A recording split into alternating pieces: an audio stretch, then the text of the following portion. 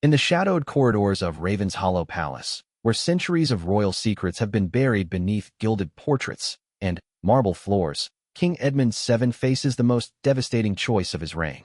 The man who has worn the crown for 30 years, who has weathered political storms and public scandals, now stands at the precipice of losing everything he holds dear. The woman he loves, Queen Isabella, weeps behind closed doors as a letter arrives that will shatter their world forever. The palace staff whisper of heated arguments echoing through the grand halls at midnight, of doors slamming so hard that ancient tapestries tremble on the walls. Something is terribly wrong in the kingdom's heart. What could force a king to choose between his crown and his conscience? What secret has remained hidden for so long that its revelation threatens to topple not just a marriage, but an entire dynasty? As the autumn rain pounds against the palace windows and the last light fades from the royal chambers, one final conversation will determine the fate of a kingdom. The silence that follows will be deafening. The grandfather clock in the royal study chimed midnight as King Edmund VII sat hunched over his mahogany desk, staring at the letter that had arrived 3 hours earlier. His weathered hands, which had signed countless treaties and royal decrees, trembled as they held the cream-colored paper.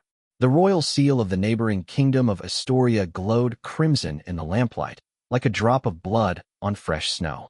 Edmund had ruled the kingdom of Eldoria for 3 decades. At 62, his once dark hair had turned silver, and deep lines mapped the struggles of kingship across his face. He had survived assassination attempts, economic crises, and the constant pressure of leading a nation. But nothing had prepared him for this moment. The letter was from his brother, Prince Marcus, who had been living in exile in Astoria for 25 years. Marcus, the younger brother who should have been forgotten, the one whose very existence had been carefully erased from official palace records.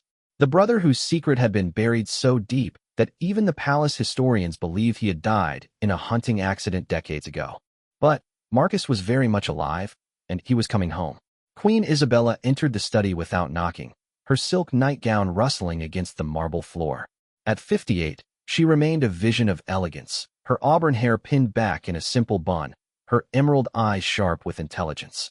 She had been Edmund's wife for 31 years, his queen for 30, and his closest confidant through every crisis. "You haven't come to bed," she said softly, moving to stand behind his chair. Her hands rested gently on his shoulders, but she could feel the tension radiating from his body like heat from a forge. Edmund didn't look up from the letter. "Isabella," he said, his voice barely above a whisper, "there's something I need to tell you. Something I should have told you 30 years ago." Isabella's hands stilled. In all their years together, she had never heard that tone in his voice. Not during the war with the northern provinces, not during their son's battle with addiction, not even when the cancer scare had nearly taken her life 5 years earlier. This was different. This was fear. "What is it?" she asked, moving around the desk to face him. Edmund finally raised his eyes to meet hers. The weight of 3 decades of secrecy showed in his gaze. "My brother Marcus isn't dead." The words hung in the air between them like a blade suspended on a thread. Isabella felt the world shift beneath her feet. She gripped the edge of the desk to steady herself. "That's impossible," she whispered. "Marcus died in a hunting accident when he was 22. I saw the funeral.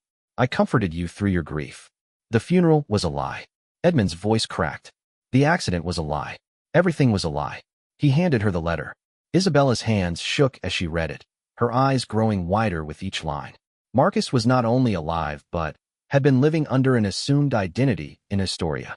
He had built a life there, married, had children. But, most shocking of all, he was now threatening to return to Eldoria and reveal the truth about why he had been forced to disappear. "I don't understand," Isabella said, sinking into the chair across from Edmund.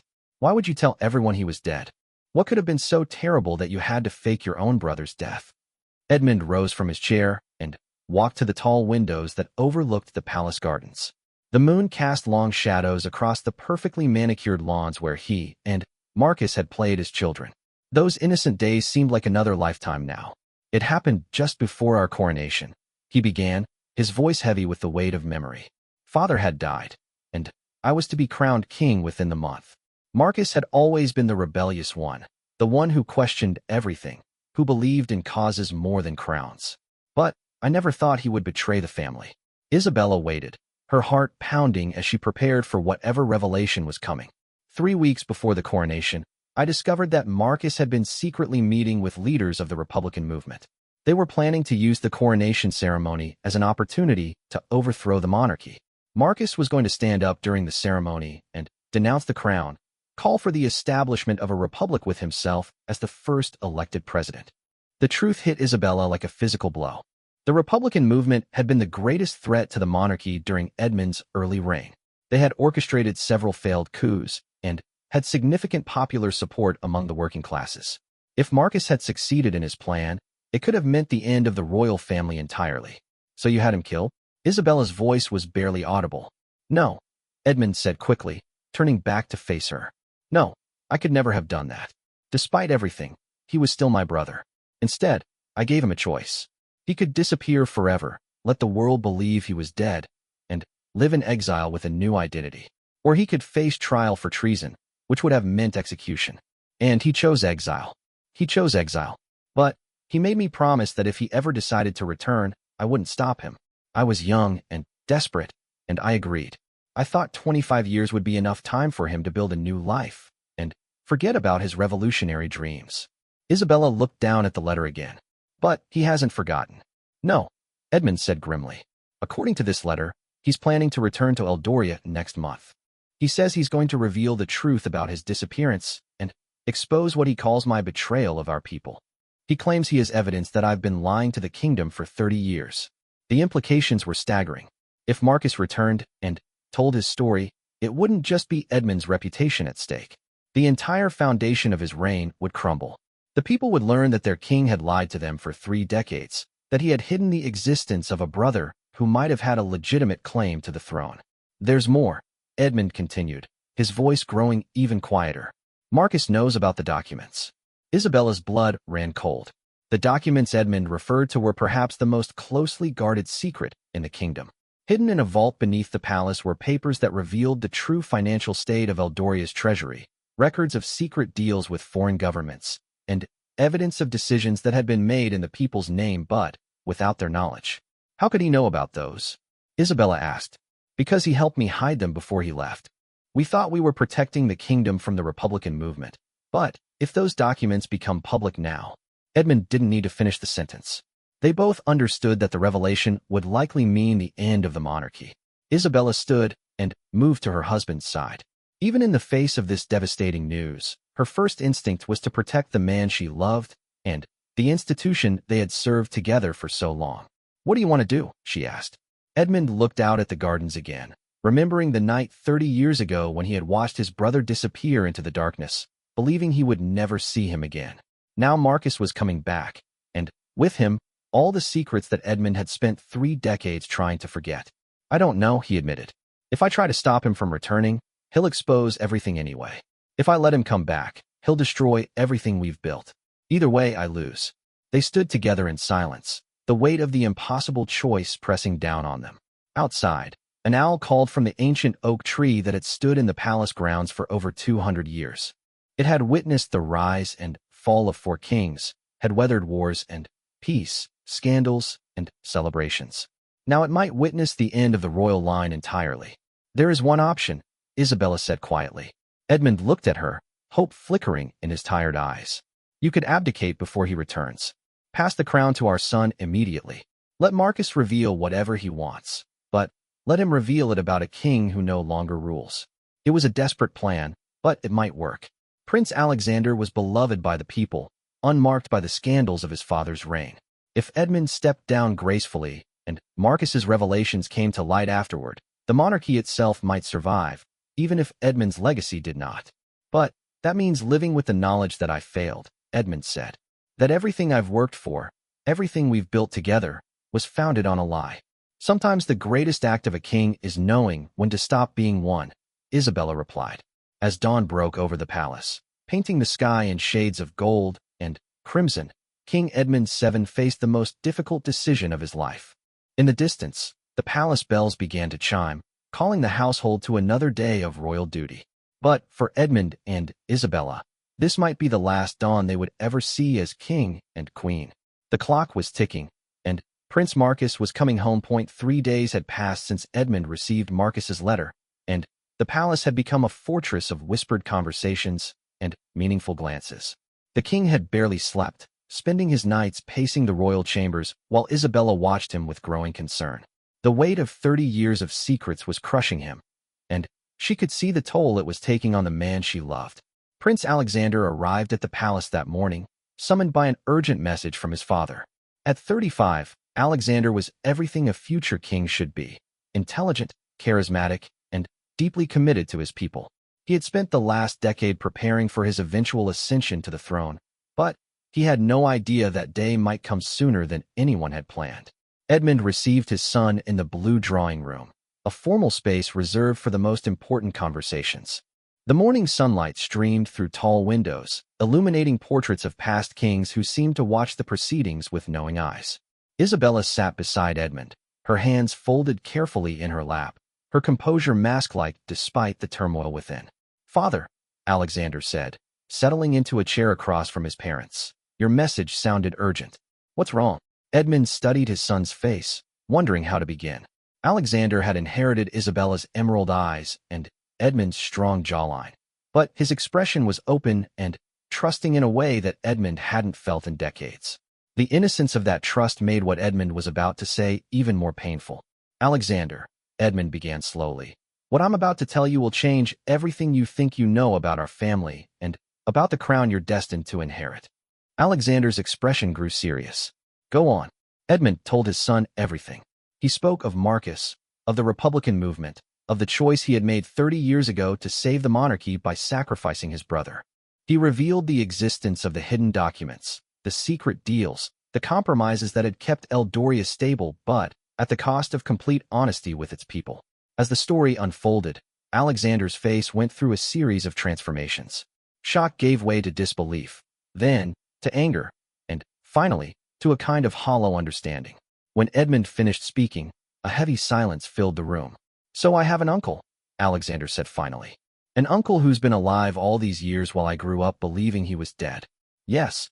And this uncle is planning to return to destroy everything our family has built." "That appears to be his intention." Alexander stood and walked to the window, staring out at the grounds where tourists were beginning their daily tours of the palace gardens. These people trusted the royal family, believed in the institution that the House of Eldoria represented. Soon, their faith might be shattered. "What do you want from me?" Alexander asked without turning around. "I want you to take the throne," Edmund said. "Immediately, before Marcus arrives." Alexander spun around. "You want me to stage a coup against my own father?" "Not a coup," Isabella interjected. "An abdication. Your father would step down voluntarily, passing the crown to you in a formal ceremony. When Marcus arrives and makes his accusations, they would be against the previous king, not the current one. But the damage would still be done," Alexander said. "The people would still learn that our family has been lying to them for 30 years. They would still lose faith in the monarchy." "Perhaps," Edmund admitted. "But you would have a chance to rebuild that faith. You could start fresh, without the burden of my mistakes." Alexander looked from his father to his mother, seeing the pain in both their faces. They were asking him to become king under circumstances he had never imagined, to inherit a crown tarnished by secrets and lies. "There's another option," Alexander said quietly. "We could tell Marcus he's welcome to return, but on our terms. We could control the narrative." Edmund shook his head. "Your uncle was always the better speaker, the one who could move crowds with his words. If we give him a platform, he'll use it to maximum effect." "Then, we don't give him a platform," Alexander said. "We give him something else." Both Edmund and Isabella looked at their son with interest. "What if," Alexander continued, "we offered him what he always wanted? Not the throne, but the chance to serve his country in the way he always believed in. We could create a new position, maybe something like a people's advocate, someone whose job is to ensure that the monarchy remains accountable to the citizens." It was an intriguing idea, but Edmund wasn't convinced. "You're assuming Marcus wants to serve the country. From his letter, it sounds like he wants revenge." "Maybe," Alexander said. "But maybe after 25 years in exile, what he really wants is to come home." That afternoon, while Edmund wrestled with Alexander's suggestion, Isabella made a decision that would change everything. She contacted Lord Pemberton, the palace's most trusted advisor and the only other person who knew the complete truth about Marcus's disappearance. Lord Pemberton was 70 years old, a man who had served 3 kings and had been Edmund's closest confidant since the early days of his reign.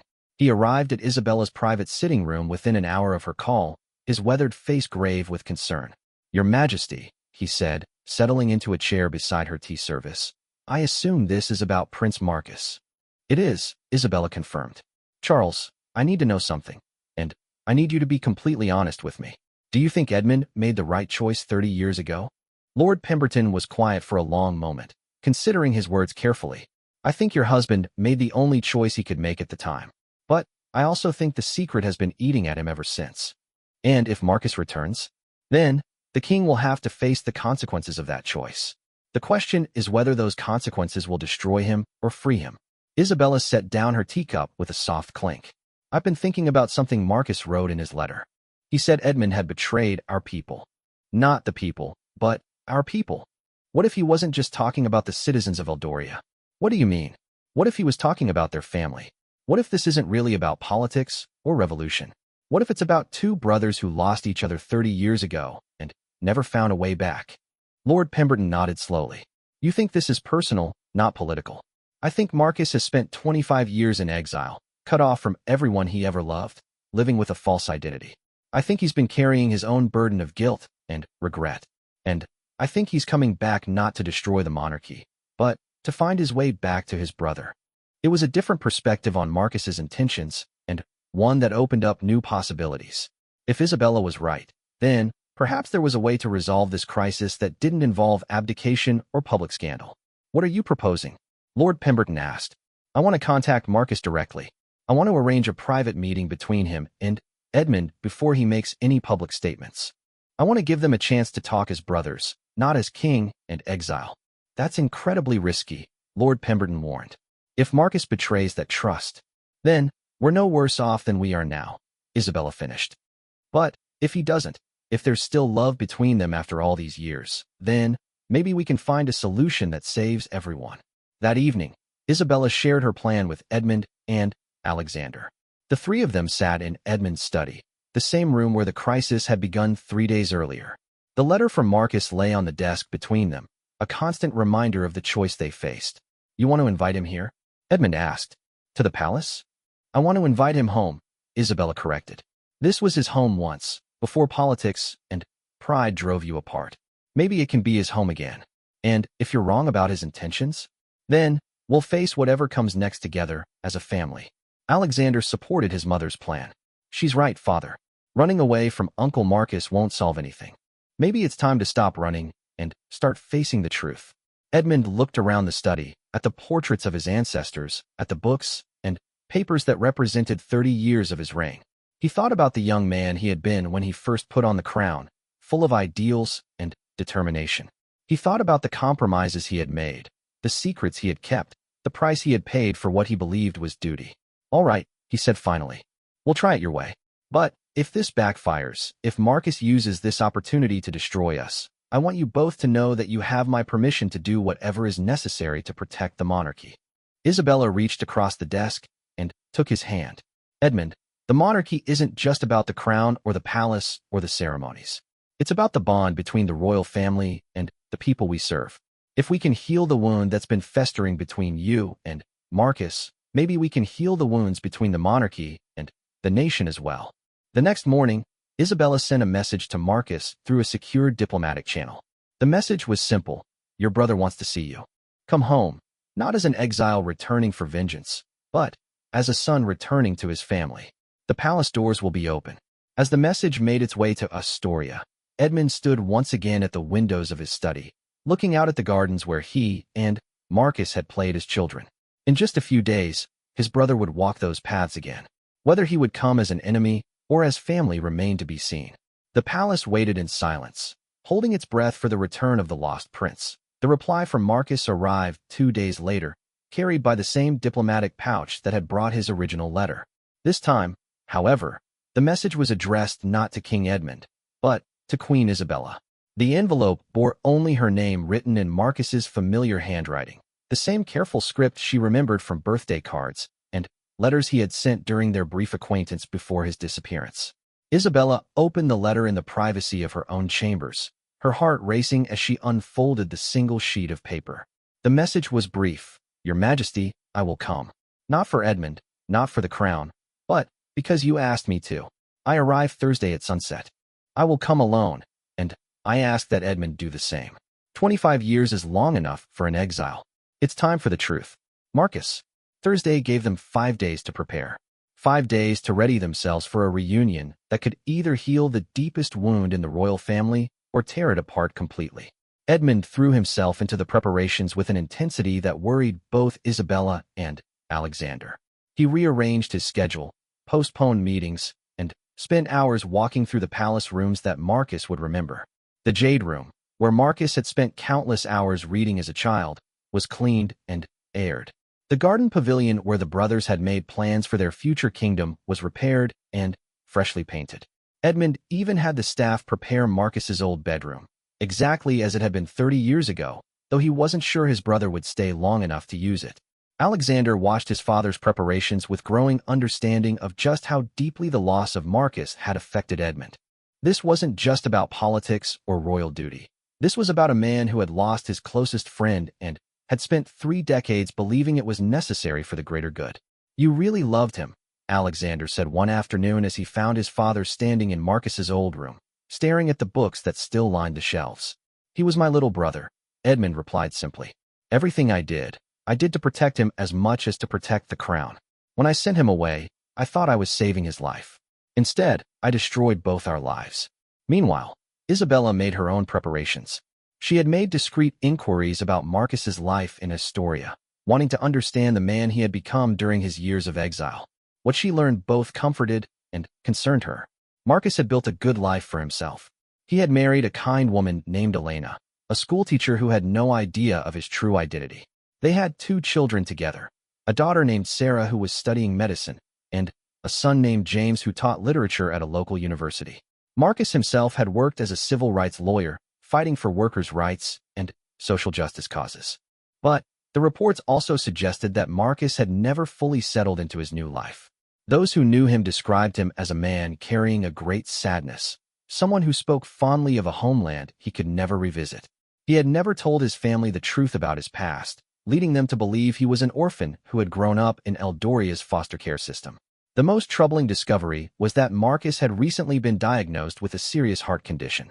The doctors in Astoria had given him perhaps 2 years to live with proper treatment. This knowledge added urgency to his decision to return home, but it also explained why he was willing to risk everything to reconnect with his brother. Isabella shared this information with Edmund and Alexander, and it changed the entire dynamic of their preparation. This wasn't just about a political confrontation. It was about a dying man trying to make peace with his past before it was too late. "He's coming home to say goodbye," Isabella said as the 3 of them sat in the blue drawing room. "All this time, we've been preparing for a battle. But what if he's just coming home to say goodbye?" Edmund was quiet for a long moment. "If that's true, then I've wasted 30 years that we could have spent together." Thursday arrived gray and rainy, with autumn clouds hanging low over the palace grounds. Edmund had dismissed most of the staff for the evening, wanting privacy for the reunion. Only Lord Pemberton and a few trusted guards remained, stationed discreetly around the palace perimeter. As sunset approached, Edmund stood in the main entrance hall, the same space where he had last seen Marcus 30 years ago. Isabella stood beside him, while Alexander waited in the blue drawing room, ready to join them if needed, but giving his father space for this crucial moment. At exactly 6 o'clock, a simple black car pulled up the palace drive. Edmund's breath caught in his throat as the door opened, and a man stepped out into the rain. Marcus. He looked older, of course, but still recognizably the brother Edmund remembered. His dark hair was now streaked with silver, and he moved more slowly than he once had, but his eyes held the same intelligence and intensity that had made him such a formidable presence even as a young man. Marcus wore a simple dark suit, not the elaborate court dress he would have worn for formal palace visits in the past. He carried no luggage, just a small leather briefcase. As he walked toward the palace entrance, his steps seemed to slow, as if the weight of 30 years of separation was pressing down on him. Edmund opened the door himself, something no reigning king of Eldoria had ever done. For a moment, the 2 brothers simply stood looking at each other across the threshold, each seeing in the other's face the passage of time and the cost of their long separation. "Hello, Edmund," Marcus said quietly. Hello, Marcus. Welcome home. They moved to Edmund's private study, the informal room where the royal family had always conducted their most personal business. Isabella had arranged for tea and light refreshments, but both men ignored the refreshments as they settled into chairs facing each other. The silence stretched between them for what felt like an eternity. Finally, Marcus spoke. "You look tired," he said. 30 years of wearing the crown will do that to a man," Edmund replied. "You look good. Older, but good. I've had a quieter life than you." Marcus's voice carried no bitterness, just a simple statement of fact. Edmund leaned forward in his chair. "Marcus, I need to say something, and I need you to let me say it all before you respond. I've been rehearsing this conversation for 30 years. Marcus nodded. "I was wrong," Edmund began. "Not about the threat you posed to the monarchy, not about the need to protect the crown, but about the way I handled it. I should have trusted you enough to find another solution. I should have believed that love between brothers could overcome political differences. Instead, I let fear drive my decisions, and I lost the most important person in my life." Marcus listened without interrupting, his face carefully neutral. "I know you came here to expose the truth about what happened," Edmund continued. "I know you want justice for the years you lost. And if that's what you need to do, I won't stop you. But before you make that decision, I want you to know that not a single day has passed in 30 years that I haven't regretted sending you away." When Edmund finished speaking, Marcus reached into his briefcase and pulled out a thick folder of documents. Edmund tensed, expecting his brother to present evidence of royal wrongdoing or plans for public exposure. Instead, Marcus opened the folder to reveal letters, dozens of letters, all addressed to Edmund, but never sent. "I wrote to you," Marcus said softly, "almost every week for the first 10 years. Then, less frequently as time went on, but I never stopped writing. I wrote about my new life, about the people I met, about the work I was doing. I wrote about missing home, about missing you. But I never sent any of them because I was too proud to admit how much it hurt to be away."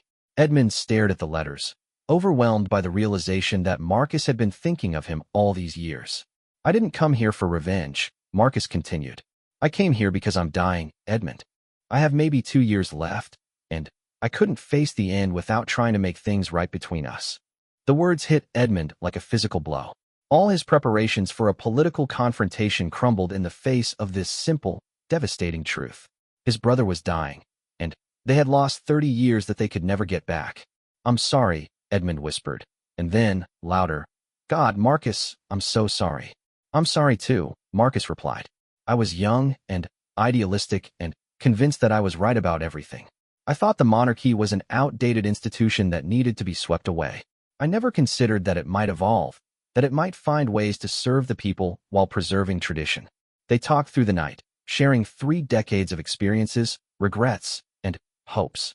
Marcus spoke about his life in Astoria, his marriage, his children who didn't know their grandfather was a king.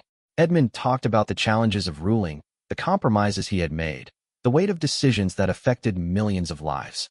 As dawn broke over the palace, they had reached an understanding. Marcus would not expose the secrets of the past, but neither would he simply disappear again. Instead, they would work together to find a way for him to come home publicly, to reintegrate into the royal family in a way that honored both his principles and the stability of the crown. "What will you tell the people?" Marcus asked as the first light of morning streamed through the study windows. "The truth," Edmund replied. "That my brother, who I thought was dead, has been found alive. That he's coming home where he belongs." It wasn't the complete truth, but it was enough truth to allow for healing. The palace would announce that Prince Marcus had survived what was previously believed to be a fatal accident and had been living quietly abroad while recovering from his injuries. He would return to royal life gradually, taking on charitable work and public engagements that reflected his passion for social justice. As the sun rose higher, Isabella joined them for breakfast, tears of relief in her eyes as she saw the 2 brothers sitting together like they had in the old days. The crisis that had threatened to destroy the monarchy had instead become the beginning of its renewal. But as Marcus prepared to return to Astoria to arrange his affairs and say goodbye to his family there, one question remained unanswered. How would the public react when they learned that the royal family had a secret prince who had been hidden away for 30 years? The answer to that question would determine not just the fate of Marcus's homecoming, but the future of the crown itself. Marcus returned to Astoria the following Monday to begin the delicate process of revealing his true identity to his family and preparing for his permanent return to Eldoria. The conversation with Elena, his wife of 22 years, was perhaps the most difficult of his life. For over 2 decades, she had known him as Michael Sterling, a man who had grown up in Eldoria's foster care system and immigrated to Astoria to start fresh. The revelation that her husband was actually Prince Marcus of Eldoria, brother to the king, shattered her understanding of their entire life together. Elena was a practical woman who valued honesty above all else, and learning that her marriage was built on such a fundamental deception left her feeling betrayed and confused. 22 years, she said, sitting at their kitchen table while Marcus showed her documents that proved his royal identity. 22 years of marriage, and I never knew who you really were. You knew who I really am, Marcus insisted. You knew my heart, my values, my dreams. The name was false, the background was false, but the man you married was real. Elena looked at the photographs he had brought back from the palace, images of him as a young man in royal regalia, standing beside Edmund at state functions. This man in these pictures, she said, pointing to his younger self, he's a stranger to me. Their children, Sarah and James, now adults with their own lives and careers, reacted differently. Sarah, the medical student, was fascinated by the historical implications of her father's story. She peppered him with questions about royal protocols, about life in the palace, about the political events that had shaped Eldoria's recent history. James, the literature professor, was more skeptical. So you're telling us that our entire family history is a lie? He asked. That we have a grandfather who's a king, cousins who are princes and princesses, and you never thought to mention this. I couldn't, Marcus explained. The agreement I made with your uncle, with the king, was that I would disappear completely. Telling you the truth would have put you at risk. At risk of what? James demanded. Of being royal? It was a fair question, and one that Marcus struggled to answer. How could he explain to his children that being royal came with burdens they couldn't understand?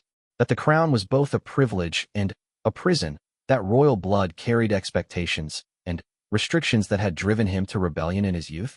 The family needed time to process the revelation, and Marcus gave them space while he made other preparations for his return. He resigned from his law firm, though he couldn't explain his reasons to his colleagues. He visited doctors in Astoria to discuss his heart condition and the medical care he would need in Eldoria. Most importantly, he worked with Lord Pemberton, who had traveled to Astoria to help coordinate the transition. Meanwhile, back at the palace, Edmund was dealing with his own set of challenges.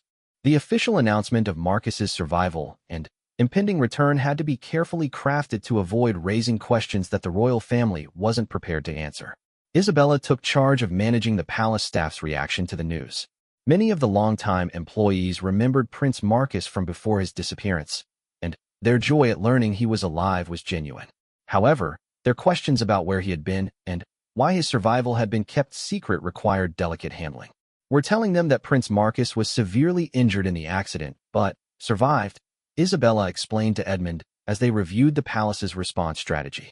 He spent years in a private medical facility recovering from his injuries, and his condition was kept secret to protect his privacy during his recuperation. It wasn't a complete lie.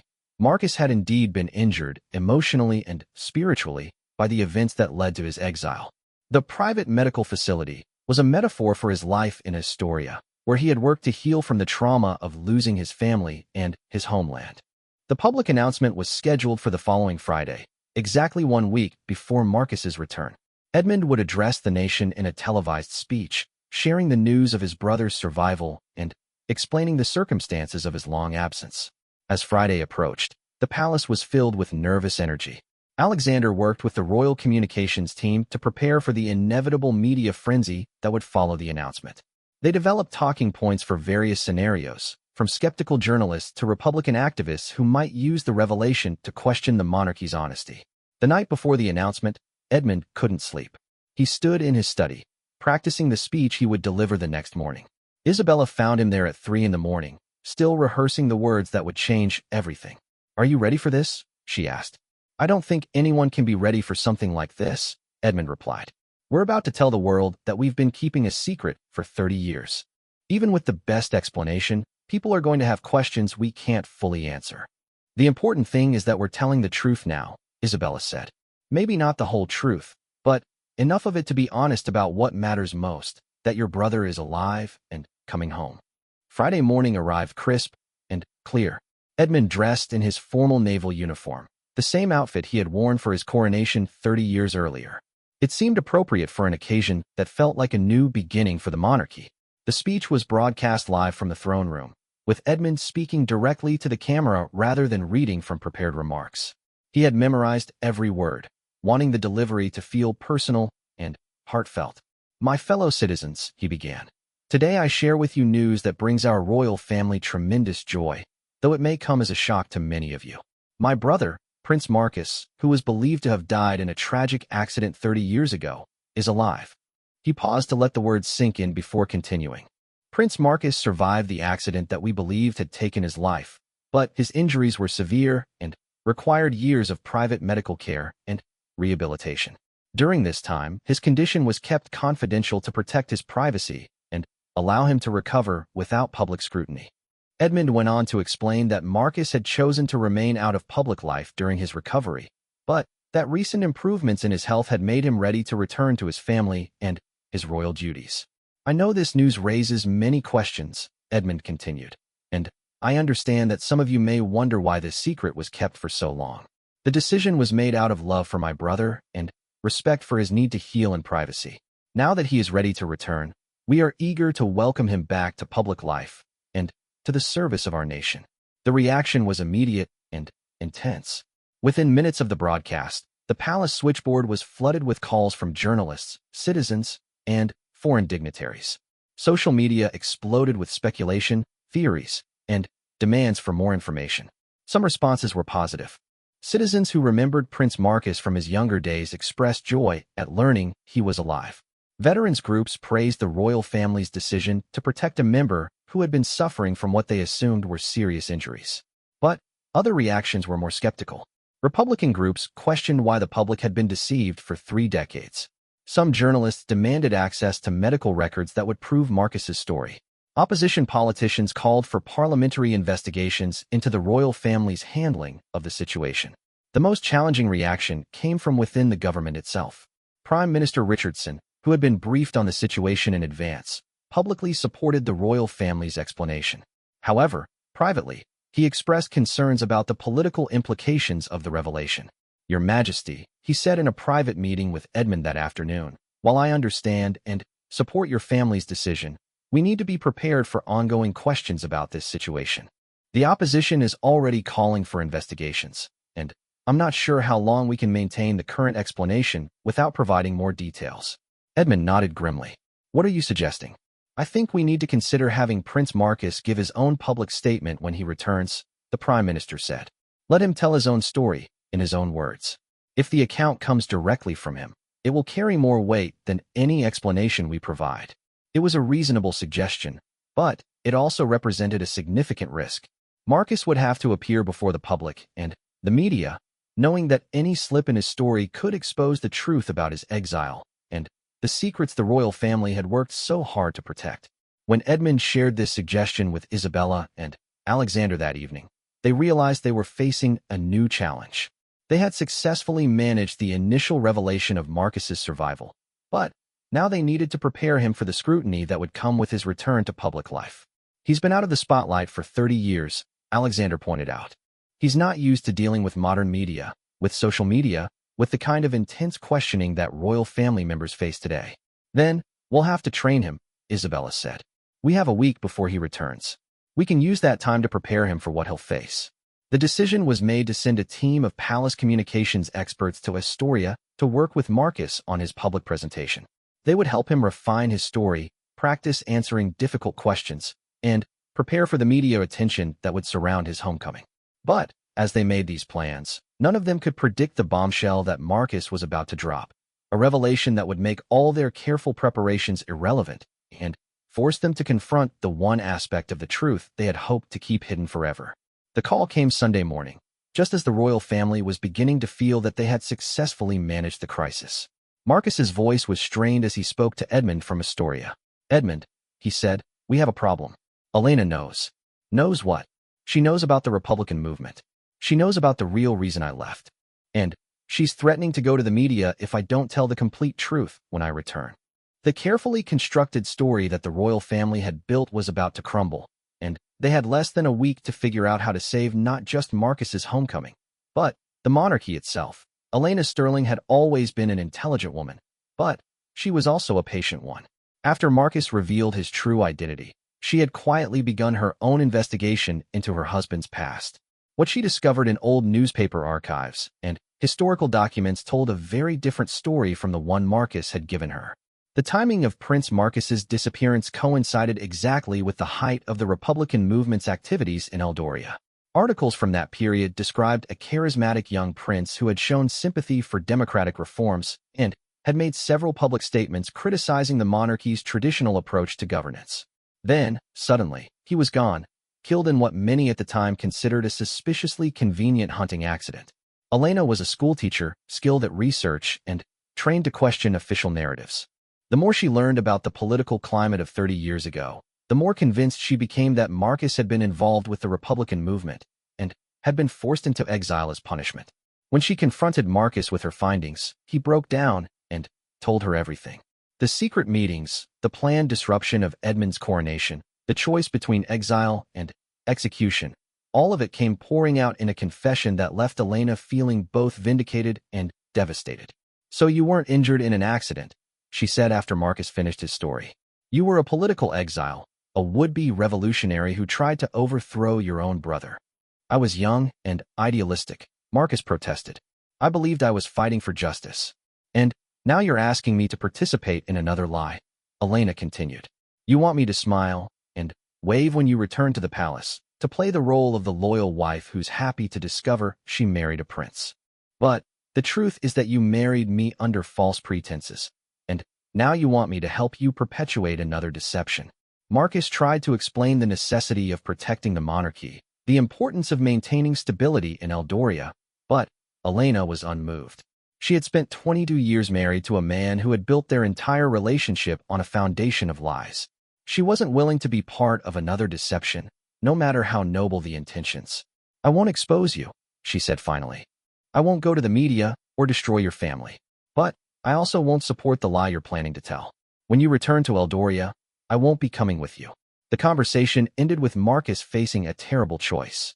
He could maintain the fiction that the royal family had crafted and return home alone, abandoning the family he had built in Astoria. Or he could tell the complete truth about his past and risk destroying the monarchy his brother had worked so hard to preserve. When Marcus called Edmund to explain the situation, the implications were immediately clear to everyone involved. If Elena chose to reveal what she knew, either now or in the future, the carefully constructed story about Marcus's medical recovery would collapse. The public would learn that the royal family had lied not just about Marcus's death, but about the entire political situation that had led to his exile. "What does she want?" Edmund asked during a tense phone conversation with his brother. "She wants honesty," Marcus replied. "She wants me to tell the truth about why I left 30 years ago. And if you don't, she won't actively expose us, but she won't support the cover story either. She's planning to file for divorce and remain in Astoria when I return to Eldoria." Edmund closed his eyes, feeling the weight of 30 years of secrets pressing down on him. The divorce of a returning prince would generate enormous media attention, and Elena's silence couldn't be guaranteed forever. Eventually, someone would ask the right questions, and the truth would come out. Isabella, Alexander, and Lord Pemberton gathered in the king's study that evening to discuss their options. The room felt heavy with the gravity of the situation. They were facing not just a family crisis, but a potential constitutional crisis that could threaten the very foundation of the monarchy. "We could discredit her," Alexander suggested reluctantly. "Make it look like she's a vindictive ex-wife seeking attention." "No," Edmund said firmly. "I won't destroy an innocent woman to protect our secrets. Elena has every right to be angry. Marcus lied to her for 22 years.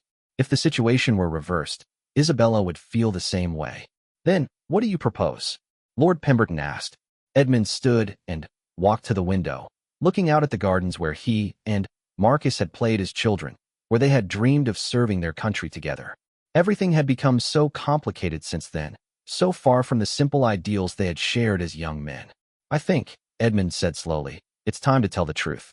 All of it." The words hung in the air like a challenge to everything they had been working toward. Isabella was the first to speak.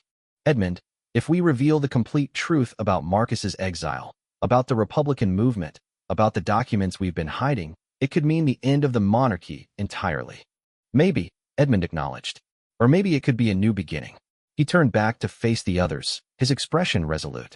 For 30 years, I've carried the burden of believing that I had to choose between my brother and my crown. But what if that was a false choice? What if the real choice is between a monarchy built on lies and one built on truth? Alexander leaned forward in his chair. What are you thinking? I'm thinking that Elena is right. The people of Eldoria deserve honesty from their royal family. They deserve to know that 30 years ago, we faced a crisis that could have destroyed the monarchy, and we chose to handle it in secret rather than trusting our citizens to understand the complexity of the situation. And if they reject us because of that choice? Lord Pemberton asked. Then, we'll face that consequence with dignity, Edmund replied. But, if we continue to build our reign on deception, we're not preserving the monarchy, we're betraying everything it should represent. The decision to reveal the complete truth required careful planning. They would need to coordinate with Prime Minister Richardson, prepare the palace staff for the media storm that would follow, and, most importantly, ensure that Marcus was ready to face the scrutiny that would come with his honest testimony about the events of 30 years ago. Marcus returned to Eldoria on Thursday, as originally planned, but the atmosphere was completely different from what they had anticipated. Instead of a joyful family reunion, it felt like preparation for a battle that could determine the monarchy's survival. The reunion between the brothers took place in the same study where Marcus had first learned of his brother's decision to exile him 30 years earlier. This time, however, they faced each other not as king and subject, but as two men who had both paid a heavy price for the choices made in their youth. Are you ready for this? Edmund asked his brother. As ready as I can be, Marcus replied.